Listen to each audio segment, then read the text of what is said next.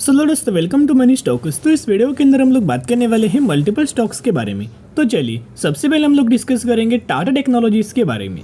तो टाटा टेक की अगर बात की जाए तो आज के दिन कहीं ना कहीं कंपनी के अंदर 1% तक की गिरावट हमें देखने को मिल चुका है एंड 1090 रुपये के आसपास हमें कहीं ना कहीं क्लोजिंग नजर आ चुकी है। अभी क्या टाटा टेक्नोलॉजीज के अंदर कोई अपडेट्स है? बिल्कुल भी नहीं, कोई अपडेट्स हमें नजर नहीं आई है।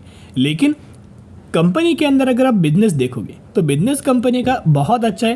पैरामीटर वाइज देखोगे तो पैरामीटर्स भी कंपनी का बहुत अच्छा है और टेक्निकल चार्ट देखोगे तो करंटली वो बहुत ज़्यादा बुलिश हमें देखने को मिल रहा है।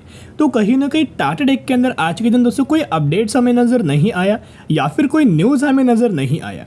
टेक्निकल बेसिस के ऊपर टेक्निकल चार्ट के अंदर कंपनी मुझे बहुत ज़्यादा बुलिश देखने को मिल रहा है। इसी वजह से मैं आपके साथ टाटा टेक्नोलॉजीज़ के बारे में शेयर कर रहा हूँ। तो जब से टाटा टेक का आईपीओ में मार्केट के अंदर लिस्ट हुआ था, कंपनी के द्वारा कहीं ना कहीं 140% तक का लिस्टिंग गेन हमें मिला हुआ था।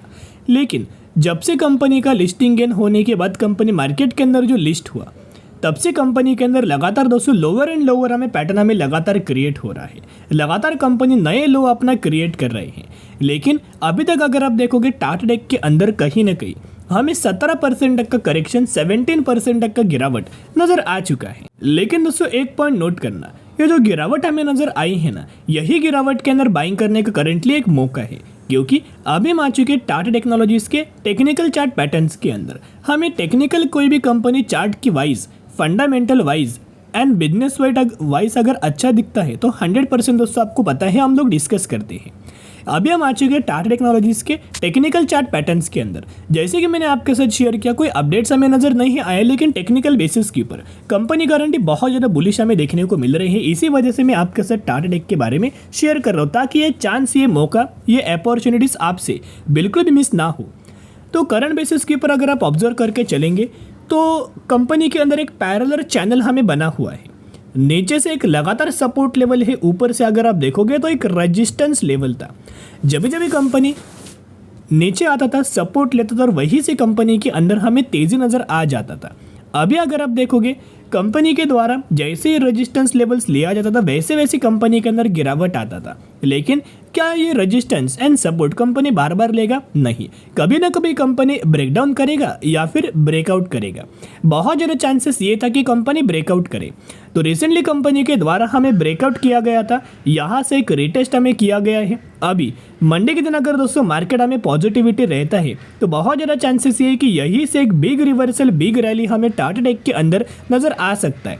और जो टारगेट्स हमें सबसे पहले कंपनी देगा वो बहुत ज़्यादा चांसेस ये है कि टाटा टेक हमें कहीं ना कहीं 1230 रुपीज़ तक का टारगेट बहुत ही क्विक और बहुत ही आसानी से दे सकते, जो कि करंट प्राइस से अगर आप कंपेयर करके चलेंगे तो 10 से 12% तक का टारगेट हमें कंपनी बहुत ही क्विक और बहुत ही आसानी से नजर आ सकता है। अभी क्या है ना, पैरेलल चैनल का क्या हुआ दोस्तों, एक तो हमें ब्रेकआउट नजर आया, राइट। ब्रेकआउट करने के बाद बहुत अच्छा खासा कंपनी ने रिटेस्ट किया और जैसे कंपनी यहाँ से निकलेगा ना, सबसे पहले कंपनी 1230 रुपीज़ तक का टारगेट हमें अचीव करेगा और उसके बाद हमें टाटा टेक्नोलॉजीज के अंदर 1340 रुपीज़ तक का टारगेट हमें अचीव हो जाएगा। क्योंकि यही कंपनी का एक हमें रेजिस्टेंस लेवल है या फिर टॉप हाई कंपनी के द्वारा हमें क्रिएट किया गया है। और कोई भी कंपनी प्रीवियसली जो हाई हमें क्रिएट करता है ना, वही हाई को ब्रेक करने के लिए जाते हैं, उसको टेस्ट करने के लिए जाता है।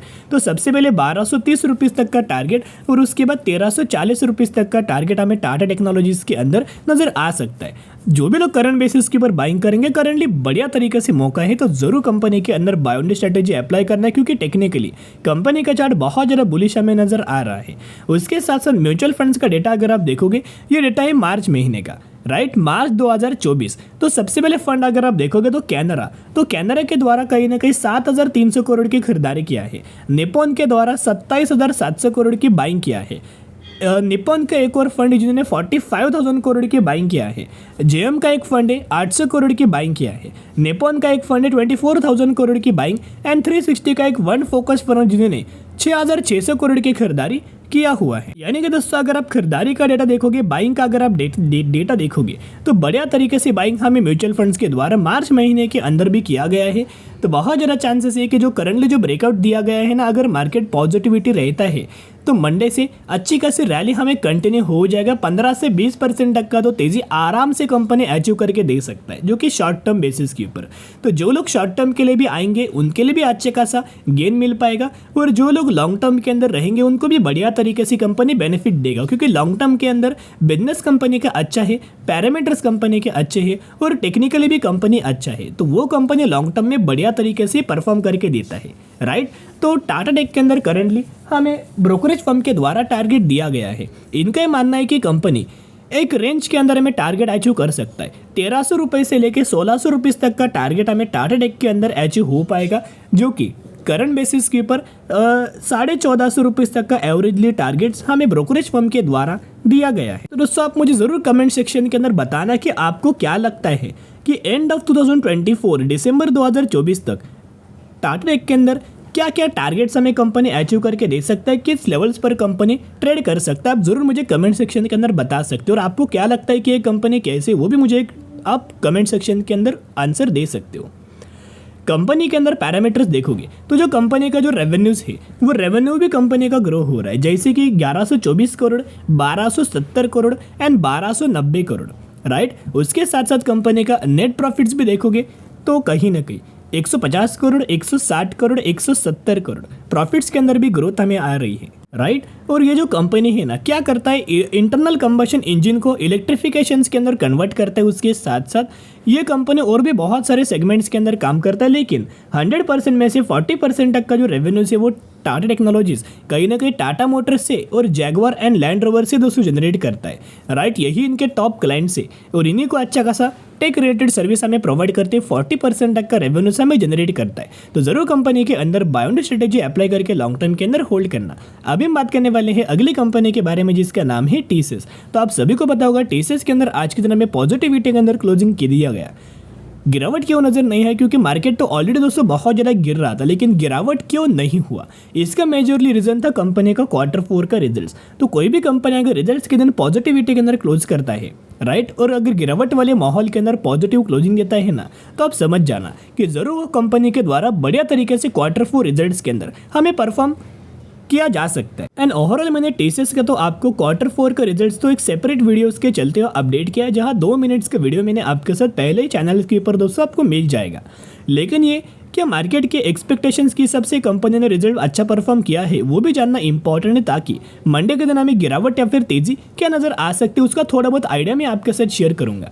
तो सबसे पहले देखोगे तो कंपनी के द्वारा नेट प्रॉफिट्स है ना 12,434 करोड़ का जनरेट किया है। रेवेन्यूज के अंदर 61,237 करोड़ के आसपास कंपनी ने अपना रेवेन्यूज भी हमें जनरेट किया। उसके साथ साथ जो टीसीएस का Q4 का रिजल्ट है वो रिजल्ट्स के अंदर जो पिछले 12 क्वार्टर से जो मार्जिन्स है, ईबिटा मार्जिन्स, वो इस क्वार्टर के अंदर बढ़िया तरीके से जनरेट हमें किया गया है।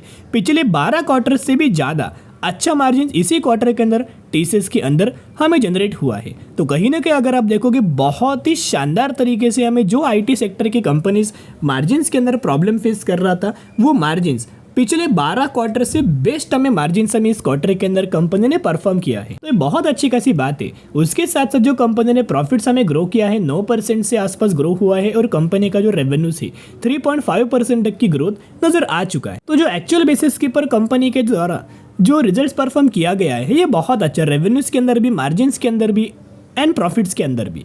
लेकिन जो मार्केट हमें एक्सपेक्ट करके चलता है वैसे अगर कंपनी ने परफॉर्म किया ना, तो मंडे के दिन बड़ी बड़ी तेजी, बड़ी बड़ी रैली आपको टीसीएस के अंदर आ सकता है। तो चलिए वो जान लेते हैं क्या मार्केट के एक्सपेक्टेशंस के हिसाब से रिजल्ट्स आया है। तो अभी हम आ चुके हैं इनके एक्सपेक्टेशंस के ऊपर। तो मार्केट ये एक्सपेक्ट करके चल रहा था कि कंपनी का जो अर्निंग पर शेयर आना चाहिए वो 33.45 आना चाहिए, एंड ऑलमोस्ट कंपनी ने 33 के ही आसपास हमें अपना अर्निंग पर शेयर रिपोर्ट किया, राइट। उसके साथ साथ रेवेन्यूज के अंदर जो मार्केट एक्सपेक्ट करके चल रहा था 61,730 करोड़, जहां कंपनी के द्वारा रिपोर्ट किया गया है 61,273 करोड़, यानी कि ऑलमोस्ट कंपनी ने रेवेन्यूज भी अच्छा खासा जनरेट किया है और अर्निंग पर शेयर भी अच्छा खासा जनरेट किया है। यानी कि जो हमें एक्सपेक्टेशंस थे वो एक्सपेक्टेशंस ऑलमोस्ट कंपनी के द्वारा हमें फुलफिल किया गया है। तो बहुत ज़्यादा चांसेस ये है कि जैसे ही कंपनी मंडे के दिन ओपन होगा अच्छी खासी रैली हमें टीसीएस के अंदर कंटिन्यू हो सकती है। जरूर कंपनी के अंदर बाय ऑन स्ट्रेटेजी अप्लाई करना। उसके साथ साथ क्यों लगातार म्यूचुअल फंड्स टीसीएस के अंदर निवेश कर रहे थे उसके पीछे का कारण आपको समझ में आ चुका होगा, क्योंकि Q4 रिजल्ट अच्छा आने वाला था, इंप्रूवमेंट दिखने वाला था, इसी वजह से म्यूचुअल फंड्स के द्वारा गिरावट के अंदर माल उठाया गया था या फिर उठाया जा रहा था। जैसे कि अक्टूबर के अंदर बाइंग किया, नवंबर के अंदर बाइंग किया, जैन के अंदर भी बाइंग किया, फेब महीने के अंदर भी बाइंग किया। इनफैक्ट मैं आपके साथ एक गारंटेड बोल सकता हूँ कि मार्च महीने के अंदर भी म्यूचुअल फंड्स के द्वारा टीसीएस के अंदर बहुत बड़ा बाइंग हमें किया गया होगा।